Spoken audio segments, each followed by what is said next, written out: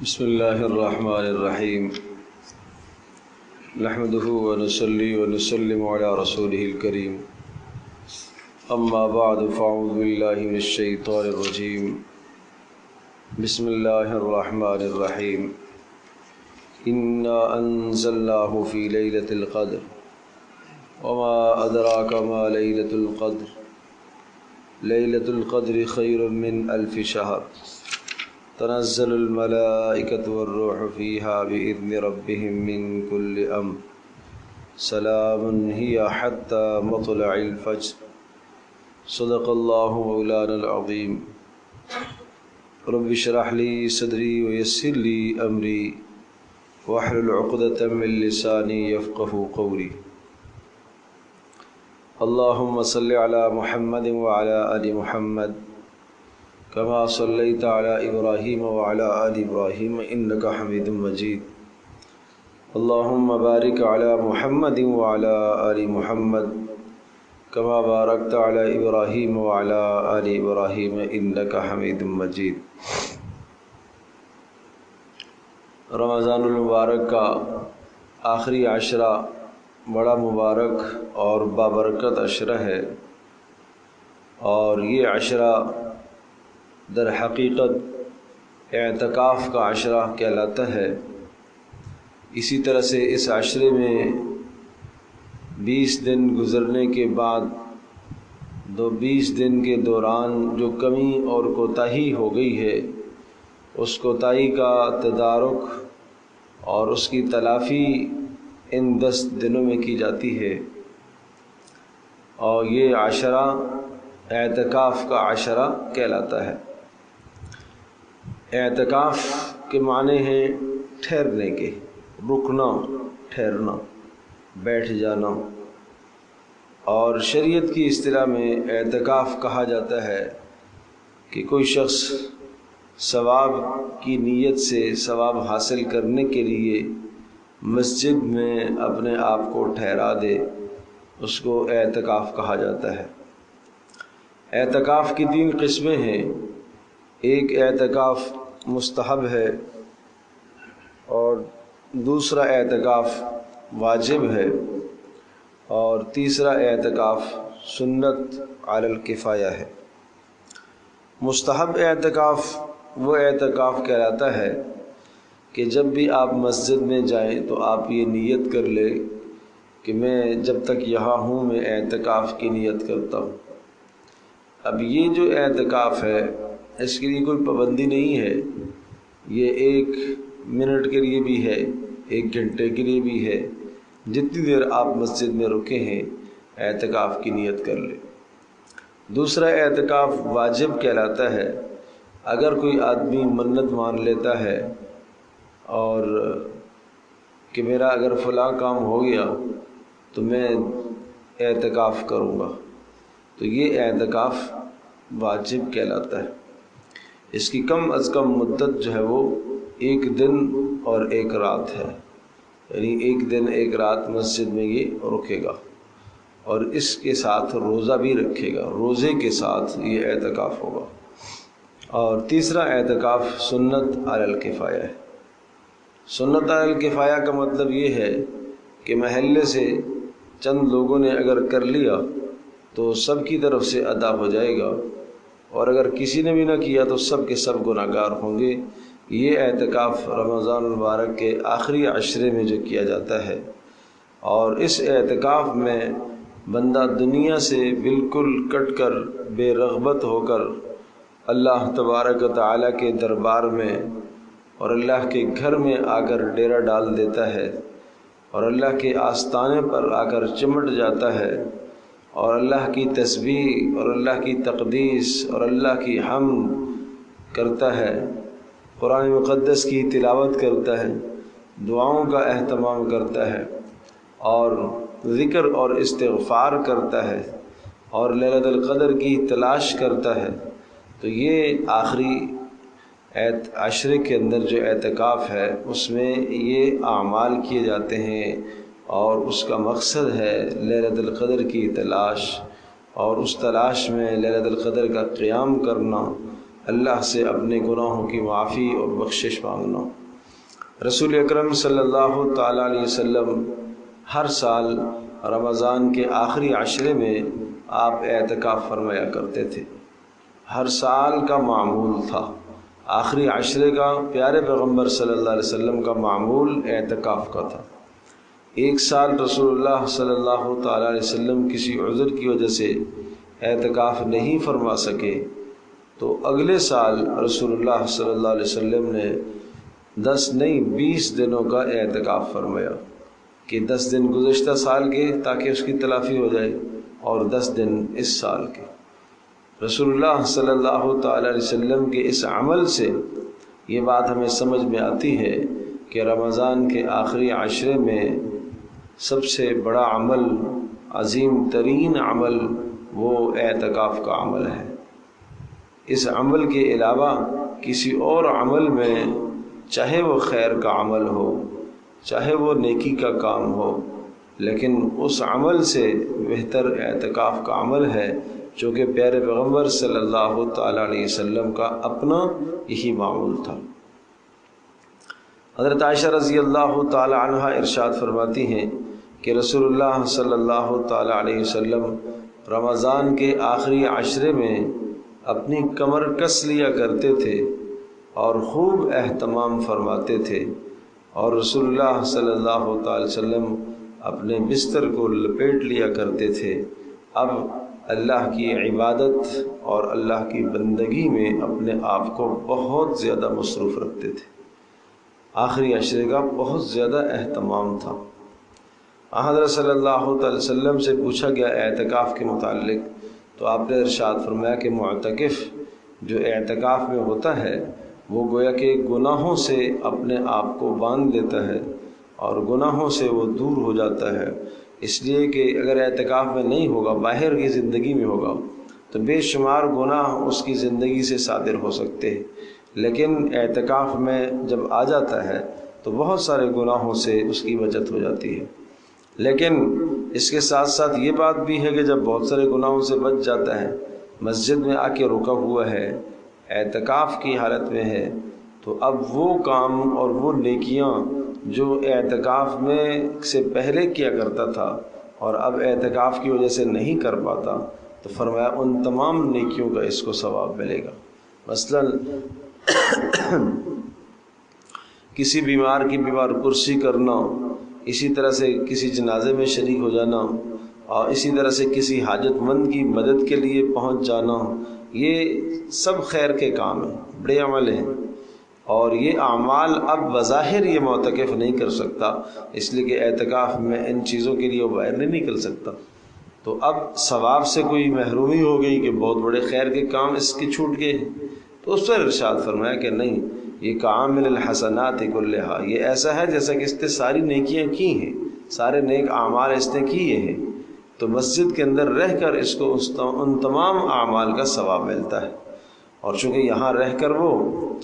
اصل مقصد اور ہدف لیلۃ القدر کی تلاش ہے کہ راتوں میں جاگ کر لیلۃ القدر کو پائے اور اس پر محنت کرے، اور یہاں چونکہ مسجد میں یہ آیا ہی اسی مقصد کے لیے ہے، تو اب یہاں اس کا سونا بھی عبادت ہے، اس کا بیٹھنا بھی عبادت ہے، خاموش رہنا بھی عبادت ہے، تو اگر وہ رات کو سو رہا ہوگا اور لیلۃ القدر گزر گئی، وہ رات اس نے کسی غلطی کی وجہ سے، بیماری کی وجہ سے سو کے بھی گزاری ہے، تو تب بھی اللہ پاک اس کا پورا ثواب عطا فرمائیں گے کہ یہ رکا ہی اسی مقصد کے لیے۔ بہرحال اس اعتکاف کا اہتمام مردوں کو مساجد میں کرنا ہے اور خواتین کو اپنے گھروں کے اندر۔ حضرت عائشہ رضی اللہ تعالیٰ عنہ ارشاد فرماتی ہیں کہ رسول اللہ صلی اللہ تعالیٰ علیہ وسلم رمضان کے آخری عشرے میں اعتکاف فرماتے تھے اور وفات تک آپ کا یہ معمول رہا۔ پھر آپ کے بعد ازواج مطہرات خوب اہتمام سے اعتکاف فرمایا کرتی تھی۔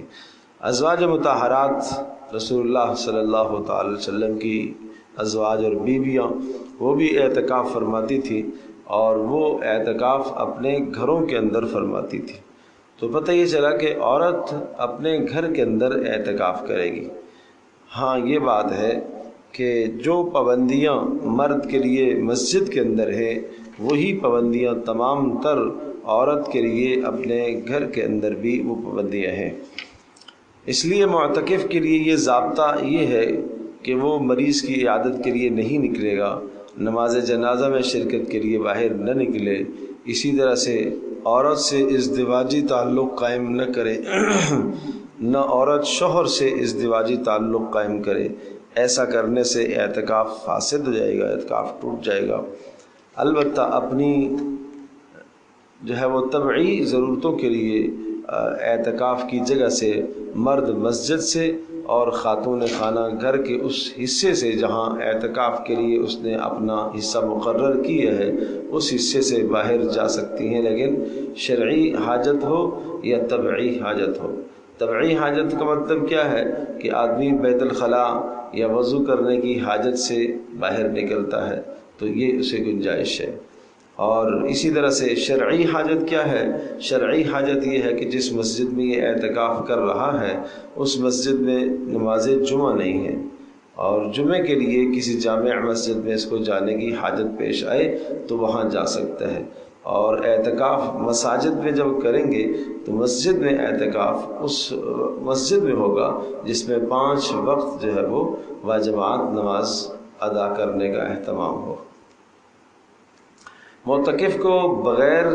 ضرورت شرعیہ اور طبعیہ کے اپنی اعتکاف والی مسجد سے باہر نکلنا جائز نہیں ہے، نہ رات میں نہ دن میں۔ اسی طرح سے عورت گھر کے اندر ایک جگہ مختص کر لے گی جس میں وہ اعتکاف کرے گی۔ کون سی جگہ مختص کرے گی؟ عام طور پر جس جگہ پر وہ نماز پڑھتی ہے اس جگہ کو وہ مختص کر لے۔ اگر کوئی کمرہ متعین ہے جس کمرے میں ہمیشہ نماز پڑھنے کا یا اکثر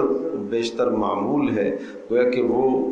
گھر کی مسجد کہلاتی ہے، تو اس جگہ کو عورت متعین کر لے۔ کتنی جگہ متعین کرے گی اپنے اعتکاف کے لیے؟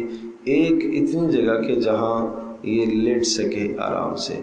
اور اسی طرح سے تھوڑی سی جگہ مزید بھی ساتھ لے لے تاکہ آرام اور استراحت کے ساتھ سارے اعمال عبادات سب کی سب بجا لا سکے۔ اگر کوئی بالکل چھوٹا سا کمرہ ہے، بالکل چھوٹا سا کمرہ ہے تو اس پورے کمرے کی بھی نیت کی جا سکتی ہے، لیکن میں عرض کر رہا ہوں کہ کمرہ بالکل چھوٹا سا ہو، محدود کمرہ ہو تو تب اس چھوٹے سے کمرے میں پوری کی نیت کی جا سکتی ہے۔ اور اگر چھوٹا کمرہ نہیں ہے، بڑا کمرہ ہے جہاں بیڈ لگا ہوا ہے، 2-4 صوفے لگے ہوئے ہیں، تو اس قسم کا جو کمرہ ہے وہ بڑا کمرہ شمار کیا جائے گا۔ اس کمرے میں پورے کمرے کی نیت نہیں کرے گی، بلکہ صرف اسی ایک کنارے ایک کونے کی نیت کر کے وہاں چادر بچھا دے، جائے نماز بچھا دے، نشانی رکھ دے کہ میری یہ حدود ہیں، نشانی رکھی ہو کہ مجھے ان حدود سے باہر بغیر ضرورت کے نہیں جانا ہے۔ تو وہ یوں سمجھے کہ ایک بستر کی جگہ اور اس کے ساتھ اضافی جائے نماز بچھانے کی جگہ تھوڑی سی الگ سے رکھ لی ہے، یا کوئی سامان وغیرہ رکھنے کی جگہ، کھانا جب افطار سحر کا ہوگا تو وہاں کھانا تاکہ سہولت سے وہ کھا سکے، اتنی جگہ وہ اپنے گھر کے اندر متعین کر لے اور اسے نشان زدہ کر لے تاکہ اس جگہ سے مخصوص جگہ سے وہ باہر نہ جائے۔ اب اگر عورت کے لیے یہ جو جگہ گھر کی ہے یہ ایسی ہی ہے جیسے مرد کے لیے مسجد ہے، جس طرح سے مرد مسجد سے باہر جائے گا اس کا اعتکاف ٹوٹ جائے گا، اسی طرح سے عورت اگر اس مخصوص جگہ سے بغیر ضرورت کے باہر نکلے گی تو اس کا اعتکاف ٹوٹ جائے گا۔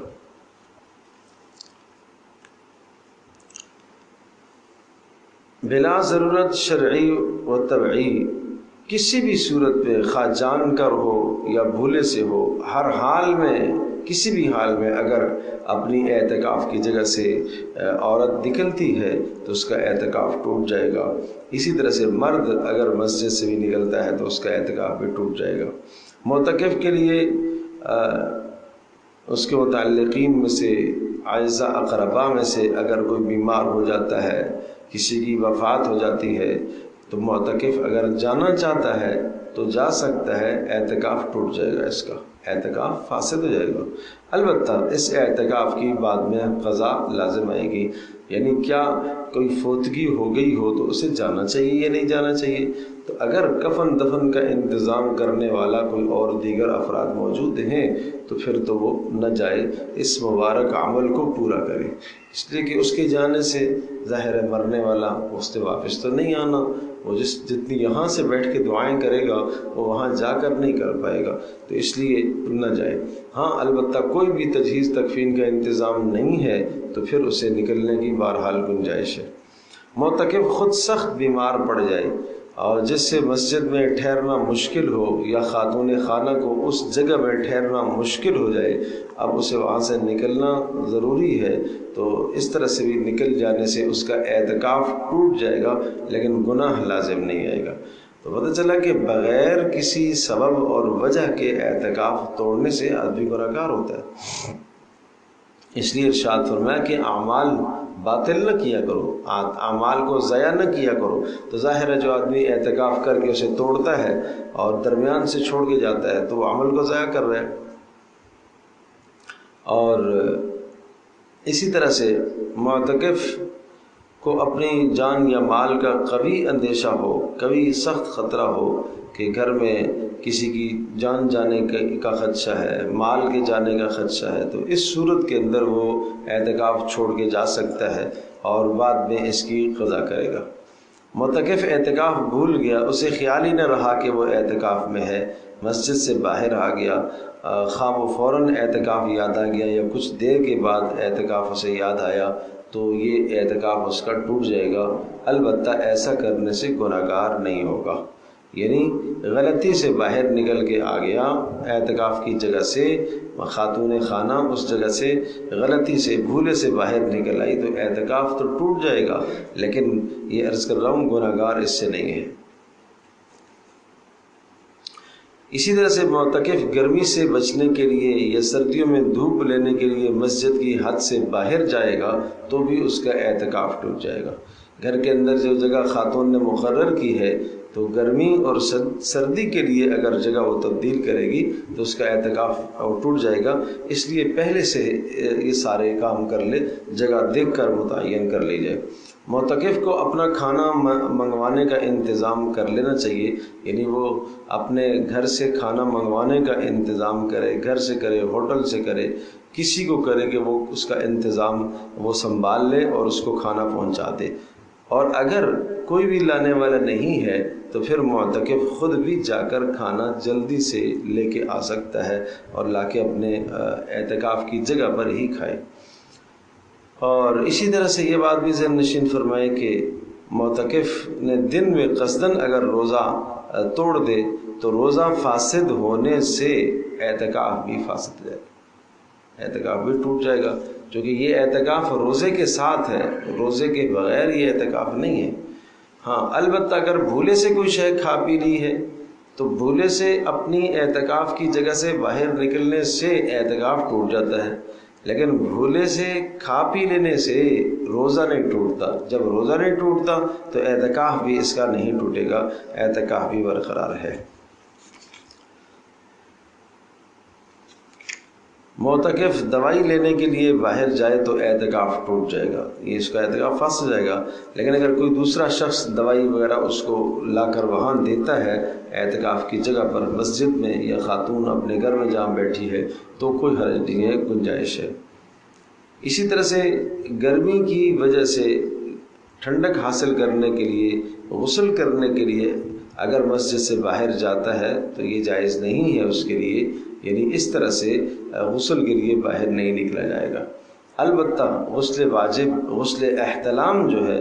اس کے لیے اگر وہ باہر نکلتا ہے اور غسل کرتا ہے، چونکہ طہارت ہے تو اس لیے یہ جائز ہے۔ باقی ویسے غسل کرنا وہ حالت اعتکاف میں اس سے اجتناب کیا جائے اور اعتکاف میں غسل وغیرہ نہ کرے۔ کچھ چیزیں ایسی ہیں جو عورتوں کے لیے مخصوص ہیں، وہ ذرا ذہن نشین فرما رہے ہیں۔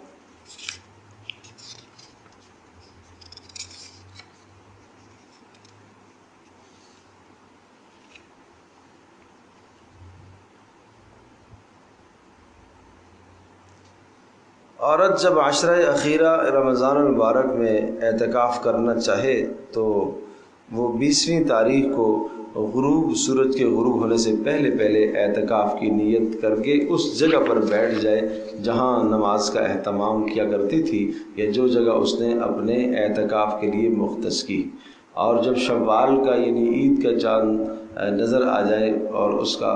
نظر آنا ثابت ہو جائے تو اس وقت اس جگہ سے باہر آئے۔ اگر پہلے باہر نکلے گی تو اس کا اعتکاف جو ہے وہ فاسد ہو جائے گا اور یہ گناہ گار ہوگی، اور صرف وضو کرنے اور پیشاب اور پخانے کی جو حاجت ہے اس حاجت کے علاوہ اس جگہ سے باہر نہ نکلے۔ رسول اللہ صلی اللہ تعالیٰ علیہ وسلم کی ازواج بھی حضرت صلی اللہ تعالیٰ علیہ وسلم کی اتباع میں رمضان کے آخری عشرے میں اعتکاف کیا کرتی تھی، اور ہمیشہ کا ازواج مطہرات کا یہ معمول تھا۔ عورت اگر گھر میں اعتکاف بیٹھنا چاہتی ہے تو اس کے لیے ضروری ہے کہ ایسی جگہ اعتکاف کرے جہاں 5 وقت کی نماز ادا کرتی ہو۔ اگر اس نے کوئی جگہ نماز کی مختص نہیں کر رکھی ہے تو پھر اعتکاف کے لیے کسی ایک جگہ متعین کر لے اور وہاں ہی اعتکاف کرے۔ گھر میں اگر کوئی جگہ پہلے سے متعین نہیں ہے، مقرر کی ہوئی نہیں ہے، تو اب کوئی جگہ متعین کر کے نشان لگا کر مصلی بچھا دے اور وہاں ہی وہ اپنی اعتکاف کی اس عبادت کو مکمل کرے۔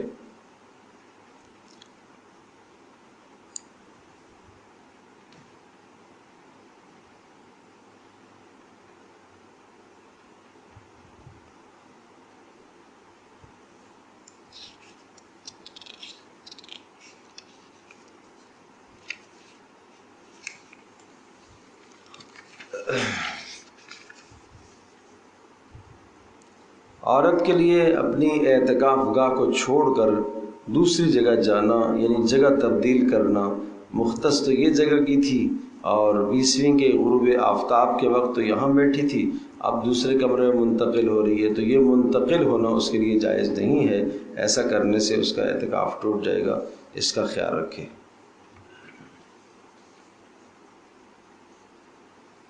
مسجد البیت یعنی گھر کی مسجد، عورت جہاں نماز پڑھتی ہے وہی اس کی مسجد ہے، تو اس کا مطلب یہ ہے کہ اعتکاف کے لیے پورا کمرہ مقرر کرنا درست نہیں ہے، بلکہ گھر میں جہاں عورت نے نماز پڑھنے کے لیے جگہ مقرر کر رکھی ہے وہی جگہ اعتکاف کے لیے ہو۔ البتہ کوئی چھوٹا سا کمرہ اگر نماز کے لیے مخصوص کیا ہے تو اس پورے کمرے کی نیت کر سکتی ہے، لیکن چھوٹے سے کمرے کی نیت ہو تب۔ اور اعتکاف کے وقت میں عورت وہاں بیٹھے بیٹھے اگر گھر کے کام کاج کرتی ہے، وہاں اسے کوئی سبزی لا کے دے دی جائے اور وہ کاٹ رہی ہے، یا اس طرح کا کوئی گھر کا کچن کا کام وہاں بیٹھے بیٹھے اعتکاف کی جگہ پر کرے تو کوئی حرج نہیں، گنجائش ہے، جائز ہے۔ اسی طرح سے اگر سارے گھر والے اس کے ساتھ وہاں جا کر بیٹھ کر کھانا کھاتے ہیں اعتکاف کی جگہ میں تو بھی کوئی حرج نہیں ہے، گنجائش ہے، اس کو باہر نہیں نکلنا چاہیے۔ اس کے پاس اگر گھر والے جا کے سارے بچے بڑے سارے بیٹھ جاتے ہیں تو کوئی مذائقہ نہیں ہے، اس کو اس کی اجازت ہے، لیکن اسے باہر نہیں نکلنا چاہیے۔ پھر اسی طرح سے عورت اگر شادی شدہ ہے تو اس کے لیے ضروری ہے کہ وہ اپنے خاوند سے اجازت لے، اجازت لینا اس کے لیے ضروری ہے۔ اگر شوہر منع کرے تو پھر وہ اعتکاف نہیں بیٹھے گی، اور اگر پہلے اس نے اجازت دے دی اور پھر اس کے بعد اس نے منع کر دیا، اعتکاف شروع کر دیا اس نے اور پھر وہ روک رہا ہے تو اب اس کا روکنا بھی جائز نہیں ہے، اور اب اس کے ذمے بھی اس کی اتباع کرنا لازم نہیں ہے، بلکہ اس اپنے اعتکاف کے عمل کو پورا کرے۔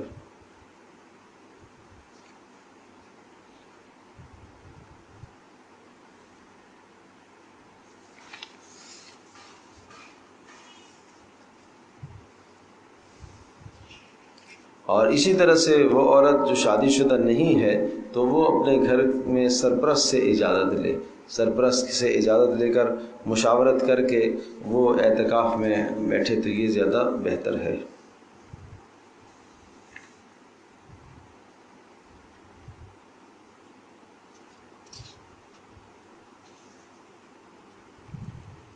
یہاں یہ بات ذہن نشین کر لی جائے کہ بسا اوقات ایسا بھی ہوتا ہے کہ گھر میں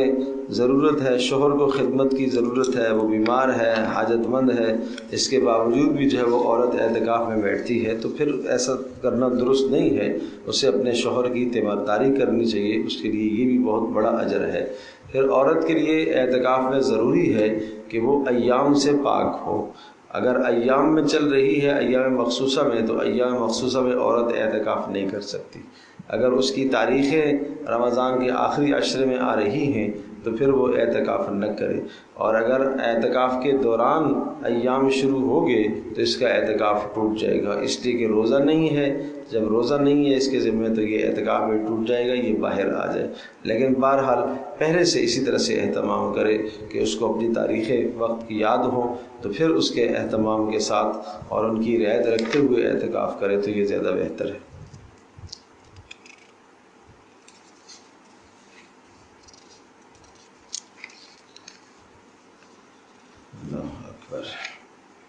پھر یہ بات بھی ذہن نشین فرما لیجیے کہ اعتکاف کے وقت میں نے عرض کیا کہ کیا عمل آدمی کرتا ہے، تو اللہ کی تسبیح، اللہ کی تقدیس، اللہ پاک کا نام اور کثرت سے اللہ کا ذکر کرے، قرآن کی تلاوت کرے، دین سیکھنے کے لیے کوئی اگر دینی کتاب کا مطالعہ کرے تو یہ بھی جائز ہے، اور اسی طرح سے اگر کوئی معلم اور استاذ آ کے دین سکھاتا ہے اسی جگہ پر بیٹھ کر تو کوئی مذائقہ نہیں ہے، یہ بھی جائز ہے۔ اور اسی طرح سے آخری عشرے کی خاص طور پر طاق راتوں کے اندر کوشش کرے کہ آخری عشرے کی جو طاق راتیں ہیں ان میں لیلۃ القدر کا قیام کرنے کی کوشش کریں، اور یہ بہت بڑی فضیلت کی بات ہے۔ لیلۃ القدر خیر من الف شہر، لیلۃ القدر کی ایک رات وہ 1000 مہینوں کی عبادت سے بڑھ کر ہے۔ تو جن کو اعتکاف کا موقع ملا تو وہ بھی بہت بڑی بات ہے، سعادت کی بات ہے۔ اگر اعتکاف کا موقع نہیں ملا اور نہیں بیٹھ سکے تو بھی رمضان کے آخری عشرے میں لیلۃ القدر کو تلاش کرنے کی کوشش کرے۔ رسول اللہ صلی اللہ علیہ وسلم نے ارشاد فرمایا کہ رمضان المبارک کے آخری عشرے میں اور آخری عشرے کی طاق راتوں میں لیلۃ القدر کو تلاش کرو، اور جس نے لیلۃ القدر کو پا لیا اس کے گزشتہ سارے گناہ معاف کر دیے جائیں گے، اس لیے اس کا اہتمام کریں۔ اور لیلۃ القدر میں یعنی ہر رات 4 کام کر لیں تو انشاءاللہ اللہ کی ذات سے امید ہے لیلۃ القدر کا ثواب مل جائے گا۔ کچھ قرآن کی تلاوت کر لی جائے، اور کچھ نوافل ادا کر لیے جائے، اور کچھ دیر ذکر کر لیا جائے، اور کچھ دیر پھر دعا کر لی جائے۔ یہ 4 کام ہر آدمی کرنے کی کوشش کرے رمضان کے آخری عشرے کی ہر راتوں میں، اور خاص طور پر طاق راتوں میں ان 4 اعمال کو بجا لانے کی کوشش کرے۔ اسی طرح سے حضرت عائشہ رضی اللہ تعالیٰ عنہ نے پوچھا اللہ کے رسول اگر میں لیلۃ القدر کو پالوں تو کیا پڑھوں؟ تو آپ نے فرمایا یہ پڑھنا اللہم انک عفو کریم تحب العفو فاعف عنا، اللہم انک عفو کریم تحب العفو فاعف عنا۔ تو اس دعا کو بھی کثرت سے پڑھنا چاہیے آخری عشرے میں، اور خاص طور پر طاق راتوں کے اندر۔ اور اسی طرح سے 27ویں جو شب ہے اس میں بہت زیادہ قوی امکان ہوتا ہے لیلۃ القدر کے ہونے کا، کہ لیلۃ القدر عام طور پر وہ بدل کے آتی ہے، ضروری نہیں ہے کہ ایک ہی جو ہے تاریخ کو ہمیشہ ہو، کبھی 21ویں کو بھی آ سکتی ہے، 23ویں کو بھی آ سکتی ہے، 25ویں کو بھی، 27ویں کو بھی، 29ویں کو بھی۔ تو اس لیے زیادہ امکان جو بتایا گیا وہ ہے 27ویں شب کا، اس میں بہت اہتمام کی ضرورت ہے، اور وہ لمحے اور قیمتی گھڑیاں آدمی کی ضائع نہیں ہونی چاہیے، ان میں لیلۃ القدر کو خوب تلاش کرے اور اپنے گناہوں کی معافی مانگے، پوری امت مسلمہ کے لیے اللہ تبارک تعالیٰ کے یہاں استغفار کرے، توبہ کرے۔ شاید کسی ایک شخص کی توبہ اور استغفار اللہ کے یہاں قبول ہو جائے اور امت مسلمہ کی تقدیر کو، حالت کو اللہ پاک بدل دے۔ جس اس وقت پریشانی سے پوری امت مسلمہ اضطراب کی کیفیت سے گزر رہی ہے، ضروری ہے کہ اس وقت اجتماعی طور پر اللہ کی طرف متوجہ ہو کے توبہ اور استغفار کرے اور اپنے گناہوں کو چھوڑے۔ اصل میں زندگی انسان کی بنتی ہے ترک ذنوب سے، گناہ کا چھوڑنا، یہ بہت اہمیت کی بات ہے۔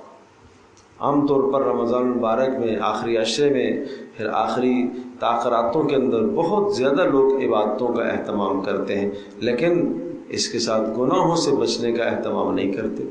حالانکہ گناہوں سے بچنا اس وقت آپ کی توبہ قبول ہوگی جب آپ گناہوں سے بچنے کا اہتمام کریں گے اور گناہوں سے بچنے کی نیت اور عزم کریں گے۔ توبہ کا مطلب کیا ہوتا ہے؟ اب سارے توبہ تو کر رہے ہیں، استغفار تو کر رہے ہیں،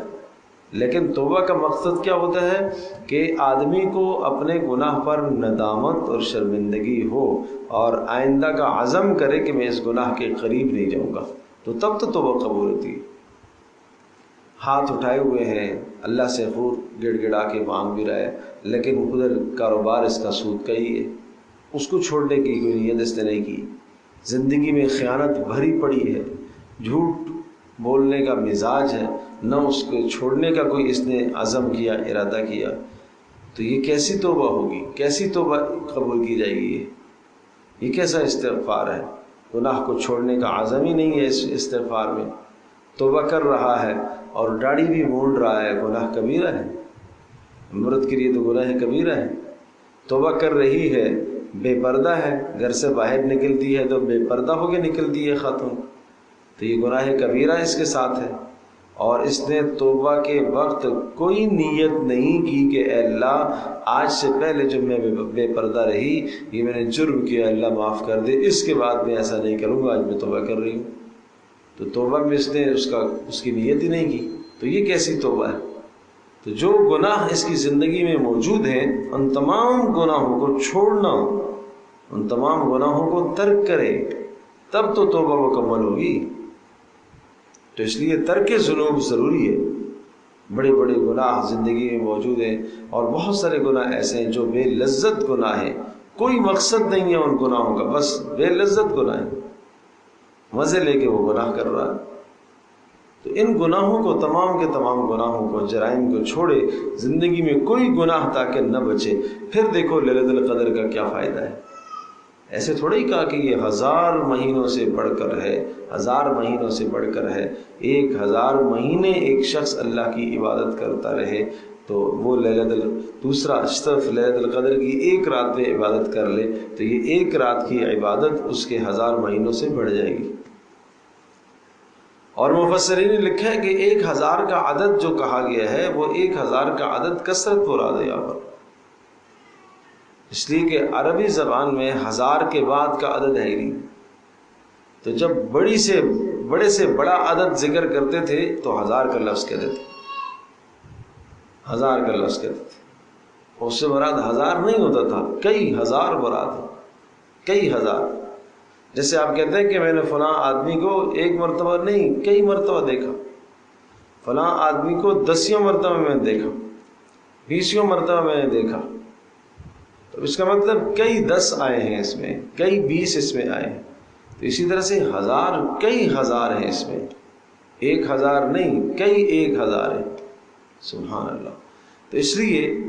بہت اہمیت کی حامل ہیں یہ راتیں آنے والی، اور خاص طور پر اپنے جوانوں کو بہت تاکید کی جائے، بچوں کو، بیٹوں کو، بھائیوں کو، کہ وہ ان راتوں کو ضائع نہ کریں۔ عام طور پر جوان نکل جاتے ہیں رات کو کرکٹ کے لیے، کھیل تماشے کے لیے، اور گلیاں بڑی بڑی ہوتی ہیں، میدان بھرے ہوئے ہوتے ہیں، یہ کیا ظلم ہے؟ یہ مبارک ایام اس کام کے لیے تھے، اور اس میں بھی کتنے آتے ہیں، جوان آتے ہیں میرے پاس مسائل لے کے کہ وہ جوئے اور سٹے پر کھیلتے ہیں، یہ کتنا ظلم ہے، یہ حرام کام کر رہے ہیں ان راتوں میں۔ ایک تو لغویات میں اپنے آپ کو، اور پھر اوپر سے حرام کام، کتنا بڑا گناہ ہے، تو کیسے بخشش ہوگی، کیسے مغفرت ہوگی؟ اللہ کی طرف سے آخری عشرے میں آوازیں آئیں، حل من تائب، کوئی ہے توبہ کرنے والا، کوئی ہے استغفار کرنے والا، اور یہ کھیل میں مشغول ہو، یہ فضولیات اور لغویات میں مشغول ہو، تو کیسے بخشش ہوگی؟ تو اس لیے اپنی زندگی کو بدلنے کی نیت کریں، جو کوتاہی ہو گئی ہے اب اس کوتاہی کو دوبارہ نہ ہونے دیں۔ رمضان کا آخری عشرہ میں نے عرض کیا کہ یہ تدارک کا عشرہ ہے، اس میں تدارک کریں کہ جو کمی اور کوتاہی رہ گئی ہے اس کا ہم تدارک کرتے ہیں، اس کی ہم تلافی کرتے ہیں، کیا پتہ آئندہ سال یہ رمضان ہمیں نصیب ہو یا نہ ہو۔ اس طرح سے ہم محنت کریں اور اللہ تبارک و تعالیٰ کو ہر آدمی کی جانب سے ادا کرنا ہوتا ہے۔ اور واجب کس پر ہوتا ہے؟ جو آدمی 52.5 تولہ چاندی کی ملکیت کا مالک ہو اس پر صدقۃ الفطر واجب ہے۔ یعنی کسی کے پاس سونا نہیں ہے، نقدی نہیں ہے، مال تجارت نہیں ہے، کچھ شے نہیں ہے، لیکن گھر کے اندر ضرورت سے زائد سامان اتنا موجود ہے جس سے 52.5 تولہ چاندی خریدی جا سکے، تو اس پر صدقۃ الفطر واجب ہے۔ گھر میں ضرورت سے زائد سامان سنیے گا اتنا موجود ہے کہ جس سے 52.5 تولہ چاندی تقریباً 81,000 روپے اس مالیت تک وہ پہنچ جائے تو اس پر صدقۃ الفطر واجب ہے، ادا کرنا اس کے لیے ضروری ہے۔ گو کہ گھر میں فاقے ہو، تنگ دستی ہو، اور جس پر صدقۃ الفطر واجب ہے وہ صدقۃ الفطر اور زکوٰۃ کا مال لے نہیں سکتا۔ اب وہ زکوٰۃ کا اہل نہیں ہے، اس پر زکوٰۃ نہیں لگے گی، اب زکوٰۃ آپ اس کو نہیں دے سکتے۔ تو اس لیے بسا اوقات آج کل بہت سارے غیر مستحق ہیں، جو مستحق نہیں ہیں ان تک ہم زکوٰۃ دے دیتے ہیں، پہنچا دیتے ہیں، یہ اچھا نہیں ہے، اس سے زکوٰۃ آپ کی ادا نہیں ہوگی۔ پھر صدقۃ الفطر جو ہے وہ گندم سے ادا کریں یا جو سے یا کھجور سے یا کشمش سے، ان تمام اجناس سے نبی صلی اللہ علیہ وسلم نے صدقۃ الفطر ادا فرمایا ہے۔ گندم سے اگر ادا کرتے ہیں تو 2 کلو گندم کی قیمت، اور اگر کھجور، کشمش اور جو سے ادا کرتے ہیں تو 4 کلو کی قیمت کا حساب کر کے وہ ادا کریں۔ ہر آدمی اپنی حیثیت کے مطابق صدقۃ الفطر ادا کرے، اور حدیث میں آتا ہے کہ صدقۃ الفطر جو ہے وہ روزوں کے اندر جو کوتاہیاں ہوئی ہیں ان کوتاہیوں کا تدارک کرتا ہے، اور اسی طرح سے مساکین کی خوراک کا اور ان کے کھانے کا انتظام ہوتا ہے۔ تو ظاہر ہے ہمارے روزوں میں کوتاہیاں تو بہت زیادہ ہوئیں اور ہم صرف کام چلائیں 2 کلو گندم سے، تو یہ درست نہیں ہے۔ آدمی بڑے اجناس اور زیادہ سے زیادہ صدقۃ الفطر دینے کی کوشش کرے۔ تو صدقۃ الفطر عید کی نماز سے پہلے تک دینا ضروری ہے، اور اسی طرح سے عید کی صبح تک جو پیدا ہوا ہے جو بچہ اس کی جانب سے بھی دیں گے۔